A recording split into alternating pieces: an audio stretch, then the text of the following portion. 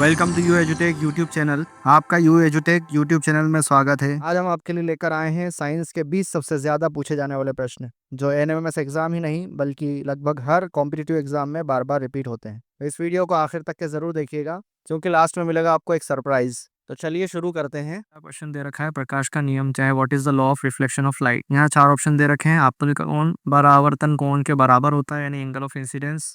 यहाँ दे रखा है आपतन कोण बड़ा होता है परावर्तन कोण से। तीसरे ऑप्शन में दे रखा है आपतन कोण छोटा होता है परावर्तन कोण से, और इसमें से कोई नहीं। तो हमने ये नियम पढ़ा है। तो ये जो है इंसिडेंस रे रहती है, यानी आपतित किरण और आप जो है परावर्तित किरण के बीच में जो कोण बनते हैं नॉर्मल से, ये दोनों बराबर होते हैं, यानी आपतन कोण और परावर्तन कोण बराबर होते हैं। तो हमारा आंसर क्या हो जाएगा? पहला। नेक्स्ट क्वेश्चन की तरफ चलते हैं। क्वेश्चन पूछा है, ध्वनि की गति किस माध्यम में सबसे अधिक होती है, यानी किस मीडियम के अंदर स्पीड ऑफ लाइट सबसे हाईएस्ट होती है। हमारे पास यहाँ पर चार्ट भी हमने दिया है। सॉलिड्स में एल्यूमिनियम में सबसे ज्यादा होती है, यानी ठोस में सबसे ज्यादा जो है ध्वनि की गति होती है। यहाँ पर अगर हम देखें तो लिक्विड्स में उससे कम होती है, फिर गैसेस में होती है। क्वेश्चन इस तरह से भी पूछा जा सकता है कि एक ऑर्डर बनाइए, किस किस में सबसे ज़्यादा होती है, फिर किस में कम होती है। तो सॉलिड में सबसे ज़्यादा होती है, उससे कम लिक्विड में होती है, सबसे कम जो है वो गैस में होती है। स्पीड ऑफ साउंड की बात हो रही है। नेक्स्ट क्वेश्चन देखते हैं।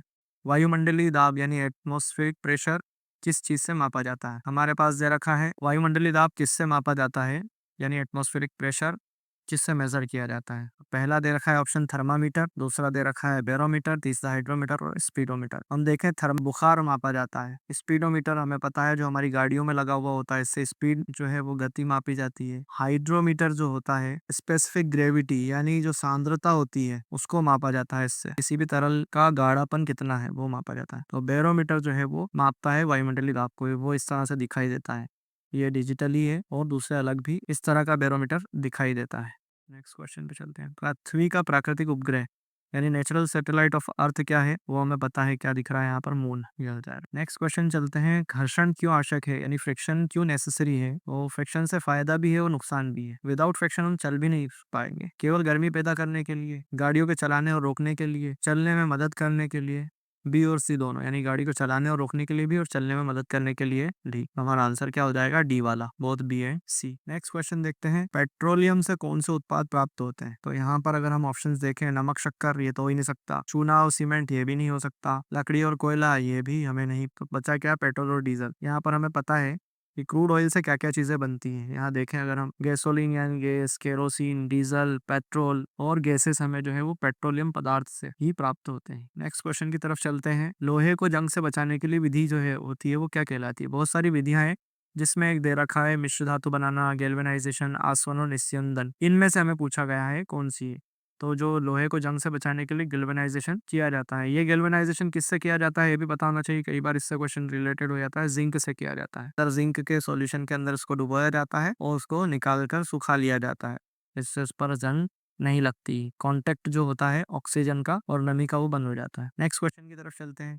दहन के लिए आवश्यक गैस कौन सी है। कार्बन डाइऑक्साइड तो बनती है बाद में जब कोई चीज जलती है। ये ऑक्सीजन भी जलाने में सहायक होती है, और नाइट्रोजन जो है वो नेचुरल गैस है। यहाँ अगर हम इस चित्र को देखें, एक बर्निंग कैंडल है, इसके ऊपर कुछ लगा दिया गया है, यानी इसको फुल पैक कर दिया गया है तो वो बुझ गई है। तो यहाँ पर जो है वो ऑक्सीजन की कमी हो गई है इसके पास, तो नेचुरल है, ऑक्सीजन की कमी होने की वजह से जो है वो नहीं जल पा रही है। तो हमारा जो आंसर हो जाएगा दहन के लिए आवश्यक गैस कौन सी हो जाएगी? ऑक्सीजन। नेक्स्ट क्वेश्चन की तरफ चलते हैं। पूर्ण दहन से कौन सी गैस निकलती है। तो अगर हम देखें हाइड्रोकार्बन को ऑक्सीजन के साथ जलाएं, यही पता चल रहा है कि ऑक्सीजन कंपलसरी गैस होती है। तो कार्बन डाइऑक्साइड और वाटर और हीट, ये तीन चीजें बनती है। तो यहाँ पर जो हमारे पास आंसर हो जाएगा वो कार्बन डाइऑक्साइड, कार्बन मोनोऑक्साइड नहीं होगा बल्कि कार्बन डाइऑक्साइड होगा। नेक्स्ट क्वेश्चन की तरफ चलते हैं। प्लास्टिक क्यों हानिकारक है। जलते नहीं है, इसको जलाते हैं तो जल जाते हैं। ये हल्के होते हैं, हल्के तो होते ही है, लेकिन हानिकारक के बारे में पूछा है। मजबूत नहीं होते हैं, मजबूत भी होते हैं। बायोडिग्रेडेबल नहीं होते, यानी इनको नष्ट नहीं किया जा सकता हमेशा के लिए, इसलिए ये हमारा जो आंसर हो जाएगा वो सी हो जाएगा। नेक्स्ट क्वेश्चन की तरफ चलते हैं। पौधे भोजन किस प्रकार से बनाते हैं, है ना। तो ये बचपन से हम पढ़ते हुए आए हैं।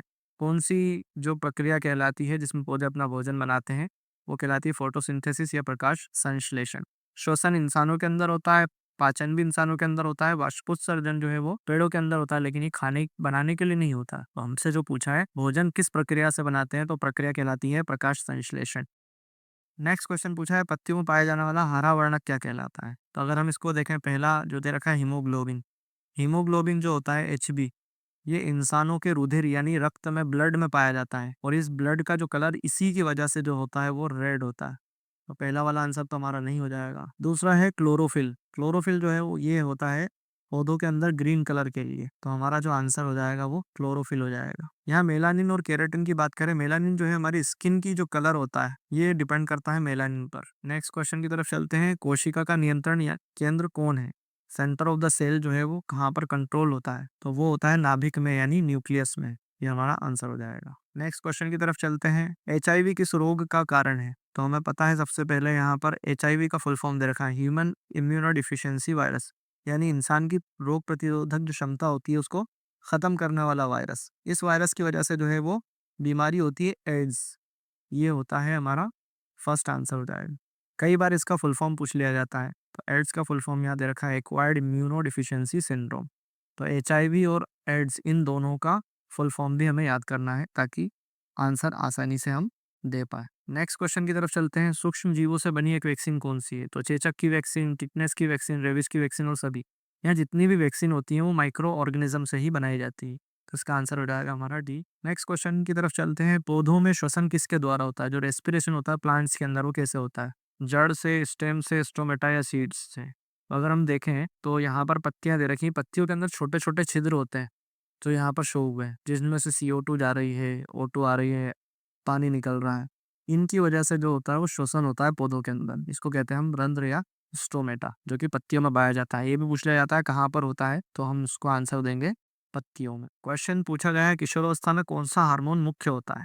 किशोरावस्था यानी टीनेज जो रहती है हमारी 13 से 19, इसके बीच में वैसे हमेशा ही होता है, लेकिन 13 से स्टार्ट हो जाता है हार्मोन का सिक्रेशन। तो इंसुलिन जो होता है वो हमारी शुगर को कंट्रोल करने के लिए होता है। थायरोक्सिन जो होता है वो थायराइड से रिलेटेड होता है। तो हमारे पास जो आंसर होगा वो टेस्टोस्टेरोन और एस्ट्रोजन होगा। किशोरावस्था में ये हार्मोन जो होते हैं वो मुख्य होते हैं। टेस्टोस्टेरोन जो होता है वो मेल में होता है प्रोड्यूस, यानी लड़कों में, और एस्ट्रोजन जो होता है वो लड़कियों में होता है यानी फीमेल में होता है। नेक्स्ट क्वेश्चन की तरफ चलें। जल प्रदूषण का एक कारण है पेड़ लगाना, इससे जल प्रदूषण कैसे होगा? वर्षा का जल, हवा, ये तो है ही नहीं। आंसर हमारा क्या होगा? औद्योगिक अपशिष्ट। यहाँ दिख रहा है बड़ी बड़ी फैक्ट्रियों से जो है नाले के अंदर अपना अपशिष्ट बहा दिया जाता है, और जो औद्योगिक अपशिष्ट होता है उसकी वजह से हमारा जल जो है वो प्रदूषित होता है, पीने के लायक नहीं रहता या किसी और लायक भी नहीं रहता। नेक्स्ट क्वेश्चन देखते हैं। फसलों में खाद डालने का उद्देश्य क्या है? तो फसलों में जो खाद डाली जाती है जाहिर तौर पर स्वाद बढ़ाने के लिए तो नहीं होता। कीट मारने के लिए खाद नहीं डालते बल्कि पेस्टिसाइड्स डाले जाते हैं। तीसरा दे रखा है पोषक तत्व देने के लिए। तो हमारा जो आंसर है वो पोषक तत्व देने के लिए।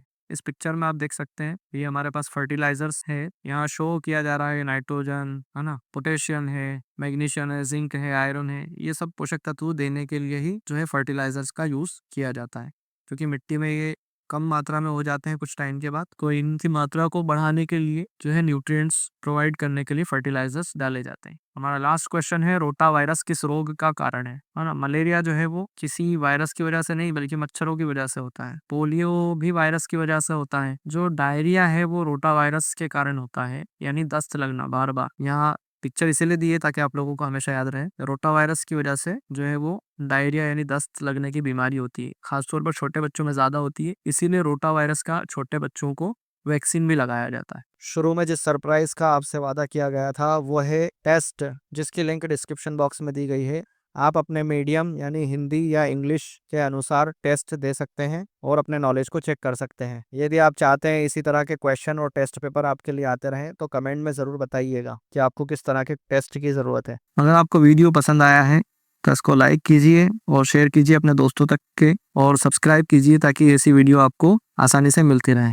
और इन वीडियोस को विजिट करना ना भूलिए, इनका लिंक जो है वो डिस्क्रिप्शन बॉक्स में दे रखा है। अगर आपने इन तीनों वीडियो को देख लिया तो आपके 20 मार्क्स जो है वो मैट में NMS एग्जाम के पहले पेपर में 20 मार्क्स आपके जो है वो पक्के हो जाएंगे, क्योंकि वेन डायग्राम में से 10 मार्क्स का क्वेश्चन आते हैं, सीटिंग अरेंजमेंट में 4 से 5 मार्क्स के क्वेश्चन आते हैं, और नंबर सीरीज में तकरीबन 5 मार्क्स के क्वेश्चन आते हैं। तो इन तीनों को मिलाकर 20 मार्क्स हो जाएंगे। इन वीडियोस की लिंक आपको डिस्क्रिप्शन बॉक्स में मिल जाएगी। तो मिलते हैं नेक्स्ट ऐसी ही इंपॉर्टेंट वीडियोस में। तब तक के लिए happy learning and thank you.